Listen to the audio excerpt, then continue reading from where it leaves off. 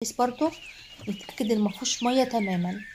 انا طبعا سبته حوالي ساعتين اتنين صفى المية بتاعته، وبعد كده برضو بنشفه بالفوطة. بحط برضو الفوطة في النغشوش بتاعه كده، بحيث برضو لو فيها مية تشربها، تكون الفوطة نظيفة اهم حاجة. برضو بتحطي الفوطة كده وتضغطي بالنغشوش بتاعها من بره كده على الفوطة، لو فيها مية الفوطة بتشربها. كده خلاص اتأكدت بقى ان السمك بتاعي ناشف خالص. هنعمل ايه بقى يا نوجة؟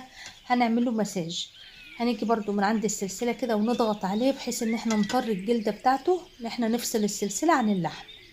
احنا لما بنجيبه من بره ساعات السمك، ساعات الفسيخ بتاعنا بيبقى ناشف. ناشف ليه؟ لانه ما بيبقاش معمول له مساج. اما لما بتجيبي السمكية تعملي لها مساج وبعد كده تملحيها، السمكة بتبقى لحمها ناعم معاكي ولحمها زي الزبدة معاكي. ده احنا كده بنعمله مساج، بنحاول نفصل السلسلة عن اللحم، بس برضو ما نبالغش